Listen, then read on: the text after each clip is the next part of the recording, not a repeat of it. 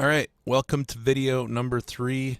Today we're going to talk about reaching out to all those venues that you've been collecting on your spreadsheet for the last day or so.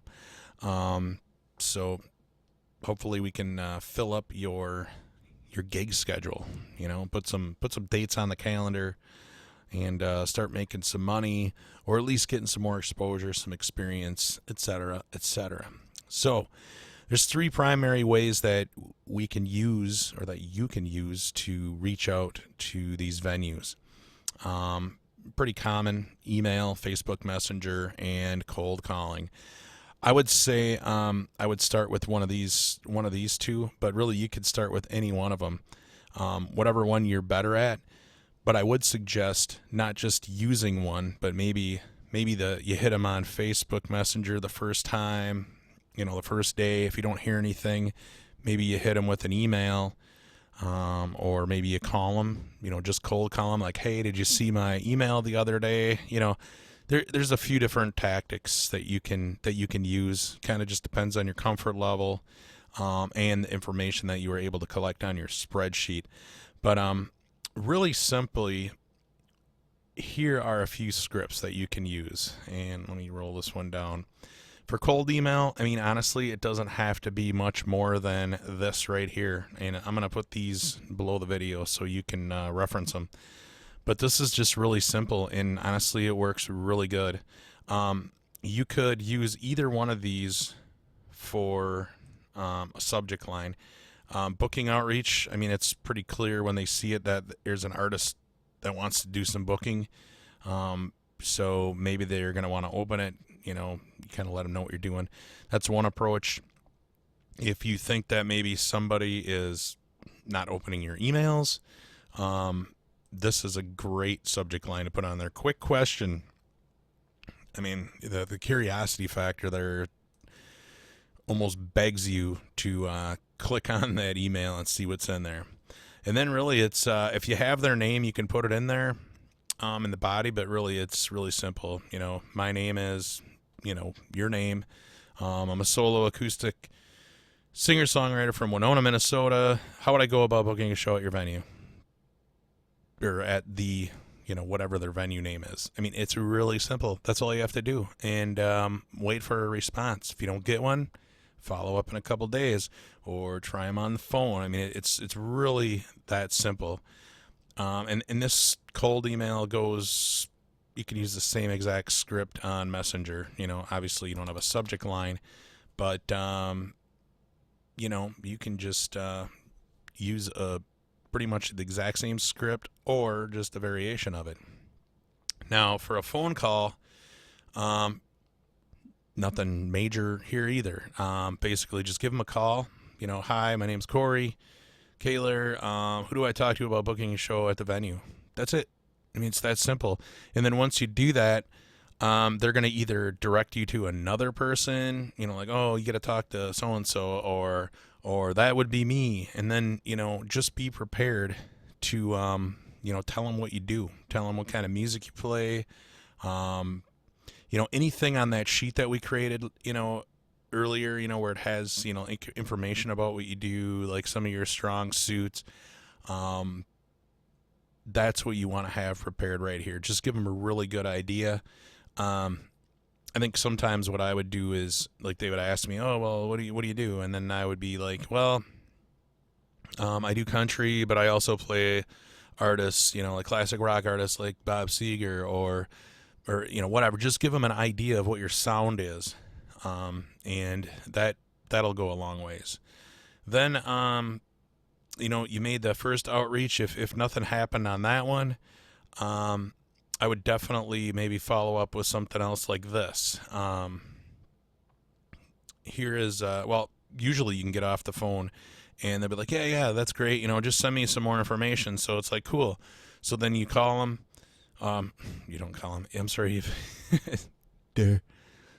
Not a lot of sleep last night. But anyway, so what you're going to do here on the phone follow-up, you're just going to call them, send them an email again, per our phone conversation. I've attached some booking information. Just send them this information. They, maybe send them a YouTube video of you performing if you have that. I've done that. And then you just want to send them that gig sheet that I sent to you, or that we talked about in a couple videos ago. Just send that to them, and that'll give them some ideas.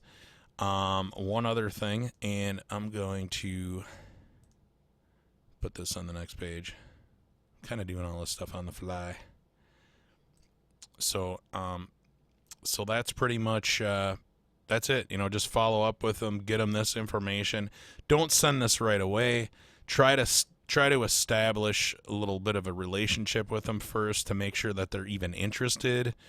Then send them this. Send them the follow-up email. Like talk to them about this one. Hey, while you're thinking about it, can I get something on the books today? Or how about I send you an email so you can kind of see what I'm doing, see what I play, see what my thing is. I got some other information for you. And then they're like, yeah, great, send that to me. And then that's when you would send this. Do not send this first, just because they may not want it and you're just could be wasting your time. I think your chances are going to be much better if you at least get their permission first, and they're going to be looking for it. So anyway, now here's a few bonus little things to do. You're wondering what else, like let's say that the venue is interested. These are a few questions that I think you could ask because, I haven't asked them in the past and got burned, showed up and, they didn't have a mic stand, or they didn't have, eventually you just kind of know. I bring tons of stuff now, but, you want to know what kind of gear. Do they have a PA? That's a big one. If you don't have to drag a PA around with you, then great. That just saves a lot of time and wear and tear on your equipment. How long should my set be?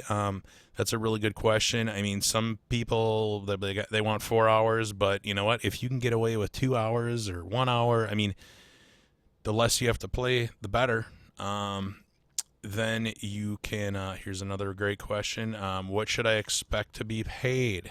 It's a hard one to ask, and you don't want to sound greedy, but really, the business part of it is, you want to get some money, and you are helping them keep customers in their building, or you're, if you're really rocking, you're bringing people into their establishment, so you are valuable to them, and you deserve to be paid. And obviously some places won't pay you, but at least get this figured out. Some will tell you like, oh, we'll give you X amount, or they'll say we'll pass the hat, which is a cool way to do it. I've made plenty of money on pass the hat stuff. I would always ask this one, can I sell merch? That's not a bad idea, because I actually had a festival one time that I was playing at, and I had some people selling some CDs and some can koozies, and basically like some of the organizers at the festival shut them down and said, I don't know, it was kind of bitter about it. You're going to know the people who shut them down. But evidently we weren't supposed to be selling merch at the show, which is ridiculous. But you know what? You have to ask those questions so you're not making anybody mad. And it did cause some turmoil, and we didn't get booked back there the next year, and it could have been because of that. So just make sure you ask that question up front. You might want to ask if you get a guest list, and this isn't going to apply to like every venue, but maybe it's a bigger venue with a more formal seating arrangement, or if there's a cover involved with you playing there. Just ask them, if you get a guest list, that way, if you can bring somebody and that they don't have to pay. So, and then the last one, just ask them about the marketing and the advertising. What extent does the venue help promote the show? Some venues don't really do anything. Some of them are awesome at it, and they got posters plastered everywhere. They're doing stuff on online. They're doing stuff in the newspapers, local radio. Just ask them what they're doing. That way, that'll give you an idea of like maybe how you guys can work together to promote the show. And if they're not doing very much, then that means that you kind of have to step up your game to help promote the show a little bit more if you want to bring people in. So those are just a few questions you can ask. And you know what? I think I talked about it enough, but there you go. See you in the next video. I got a couple couple bonus things for you that I was just going to throw at you before we shut down the course. So see you in that video later.